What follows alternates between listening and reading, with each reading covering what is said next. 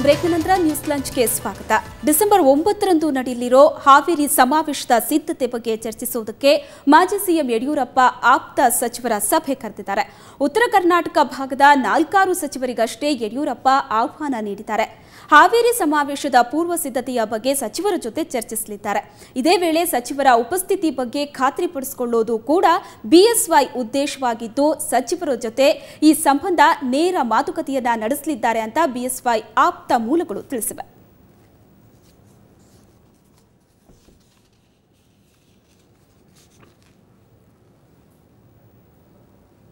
ಶ್ರೀರಂಗಪಟ್ಟಣದಲ್ಲಿ ಟಿಪ್ಪು ಸುಲ್ತಾನ್ ಹೆಸರಿನ ವಿಶ್ವವಿದ್ಯಾನಿಲಯ ಸ್ಥಾಪಿಸುವ ಪ್ರಸ್ತಾವನೆಗೆ ತೀವ್ರ ವಿರೋಧ ವ್ಯಕ್ತವಾಗಿದೆ.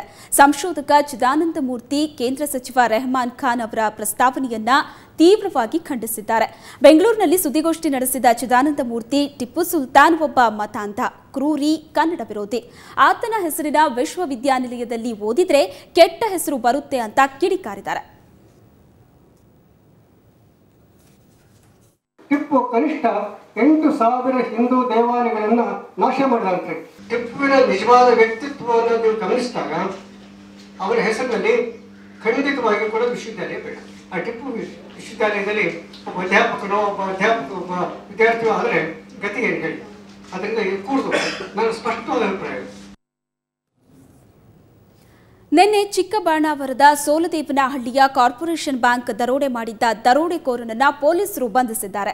ನಿನ್ನೆ ಸೋಲದೇವನಹಳ್ಳಿಯ ಕಾರ್ಪೊರೇಷನ್ ಬ್ಯಾಂಕ್ಗೆ ನುಗ್ಗಿದ್ದ ದರೋಡೆಕೋರ ಅಡ್ಡ ಬಂದ ಉದ್ಯಮಿ ಮುರಳೀಧರ್ ಎಂಬಾತನನ್ನ ಕೊಲೆ ಮಾಡಿದ್ದ. ನಂತರ 10 ಲಕ್ಷ ರೂಪಾಯಿ ದರೋಡೆ ಮಾಡಿಕೊಂಡು ಪರಾರಿಯಾಗಿದ್ದ. ಅಲ್ಲಿಂದ ಬಂದ ದರೋಡೆಕೋರ ಬಿಹಾರ ಮೂಲದ ದಿವೇಶ್ ಕುಮಾರ್ ಮೆಜೆಸ್ಟಿಕ್ನ ಲಾಡ್ಜ್ನಲ್ಲಿ ತಂಗಿದ್ದ.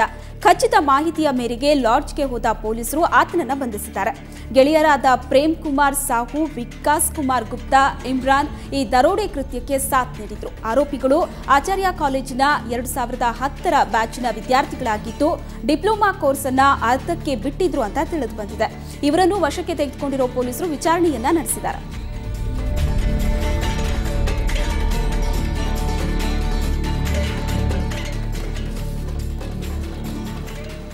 ಕಾರ್ಪೊರೇಷನ್ ಬ್ಯಾಂಕ್ ದರೋಡೆ ಮಾಡಿದ್ದ ಆರೋಪಿ ಬಿಹಾರ ಮೂಲದ ವಿದ್ಯಾರ್ಥಿ ಅಂತ ತಿಳಿದುಬಂದಿದೆ.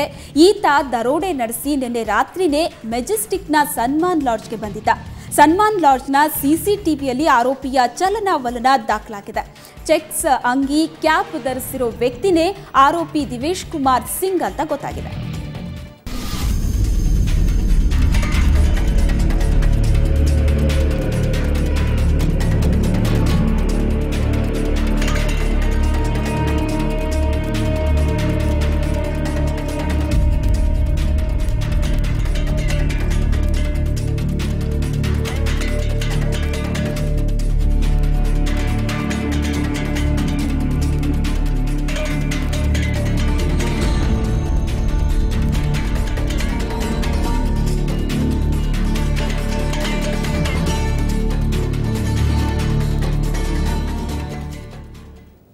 ಕುಡಿಯೋದಕ್ಕೆ ಹಣಕ್ಕಾಗಿ ಹೆಂಡತಿಯನ್ನೇ ತಲೆ ಹಿಡಿತಾ ಇದ್ದ ಗಂಡನಿಗೆ ಪತ್ನಿಯೇ ಚಪ್ಪಲಿ ಸೇವೆ ಮಾಡಿರೋ ಘಟನೆ ದಾವಣಗೆರೆಯಲ್ಲಿ ನಡೆದಿದೆ.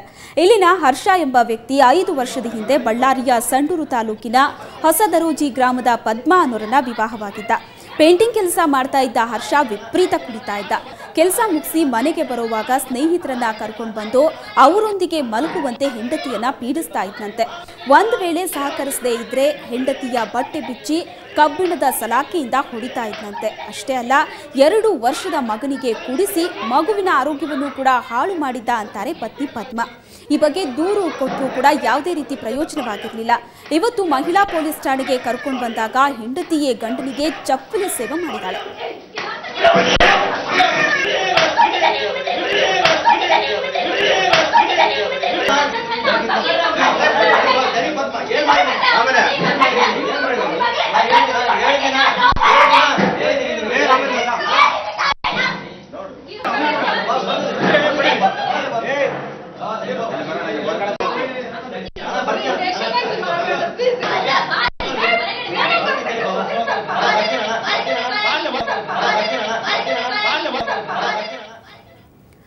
ಗಂಡನ ಕಿರುಕುಳ ತಾಳೋದಕ್ಕಾಗದೆ ಪತ್ನಿಯೇ ಪತಿಗೆ ಚಪ್ಪಲಿ ಸೇವೆ ಮಾಡದಂತಹ ಸ್ಟೋರಿನ ನೋಡಿದ್ರೆ, ಈಗ ಕುಡುಕ ಗಂಡನ ಕಾಟ ತಾಳಲಾರದೆ ಪತ್ನಿಯೇ ಪತಿಯನ್ನ ದೊಣ್ಣೆಯಿಂದ ಹೊಡೆದು ಕೊಲೆ ಮಾಡಿರುವಂತಹ ಘಟನೆ ಬೆಂಗಳೂರಿನ ಜೆಪಿ ನಗರದ ಲಕ್ಷ್ಮಿ ಬಡಾವಣೆಯಲ್ಲಿ ನಡೆದಿದೆ.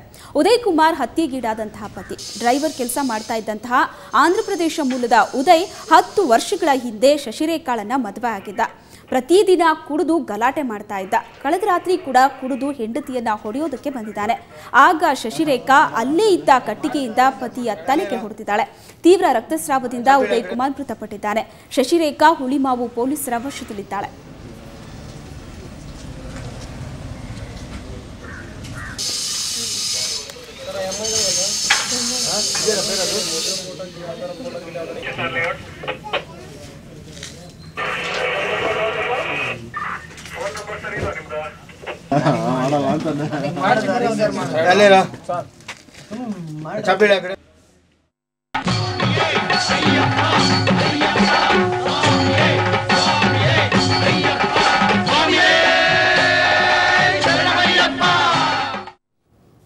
ಸ್ವಾಮಿಯೇ ಶರಣಮಯ್ಯಪ್ಪ.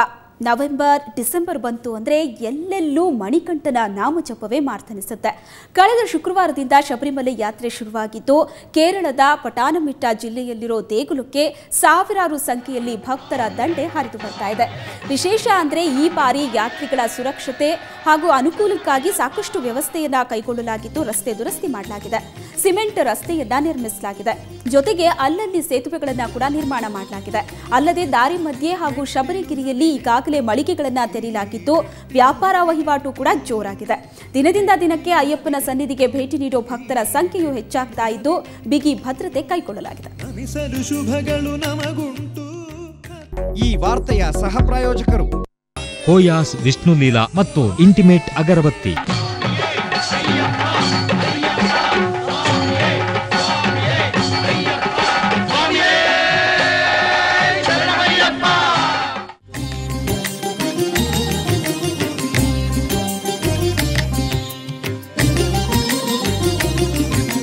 ಮೆಟ್ಟಿಲು 18 ಈ ಮೆಟ್ಟಿಲು 18 ಮೆಟ್ಟಿಲು 18 ಈ ಮೆಟ್ಟಿಲು 18 ನಮಿಸಲು ಶುಭಗಳು ನಮಗುಂಟು, ಹತ್ತರು ಮೋಕ್ಷವು ನಮನಂಟು.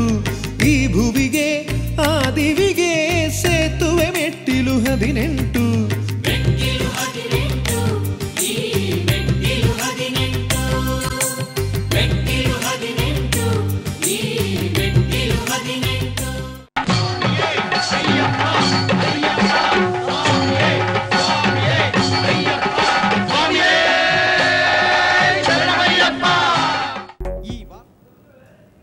ಇವತ್ತಿನ ನ್ಯೂಸ್ ಲಂಚ್ನಲ್ಲಿ ಸಾಕಷ್ಟು ಸ್ಯಾಡ್ ಸ್ಟೋರಿಗಳನ್ನೇ ನೋಡಿದ್ರಿ. ಮಣ್ಣು ಕುಸಿದು 8 ಜನ ಸತ್ತಿರ್ಬೋದು ಅನ್ನುವಂತಹ ಸ್ಟೋರಿ, ಅದರ ಜೊತೆಗೆ ಪತ್ನಿಯೇ ಪತಿಯ ಕೊಲೆಯನ್ನ ಮಾಡಿರುವಂಥದ್ದು, ಇನ್ನೊಂದು ಪತ್ನಿಯೇ ಪತಿಗೆ ಚಪ್ಪಲಿ ಸೇವೆ ಮಾಡಿರುವಂಥದ್ದು, ಬರೀ ಇಂತಹ ಸ್ಟೋರಿಗಳನ್ನೇ ನೋಡಿದ್ರೆ. ಆದರೆ ಕೊನೆಯಲ್ಲಿ ಅಯ್ಯಪ್ಪ ಸ್ವಾಮಿಯ ದರ್ಶನವನ್ನ ಕೂಡ ಮಾಡಿದ್ರಿ. ಇದು ಇವತ್ತಿನ ನ್ಯೂಸ್ ಲಂಚ್. ನೇರ ದಿಟ್ಟ ನಿರಂತರ ಸುದ್ದಿಗಾಗಿ ನೋಡ್ತಾ ಇರಿ ಸುವರ್ಣ ನ್ಯೂಸ್.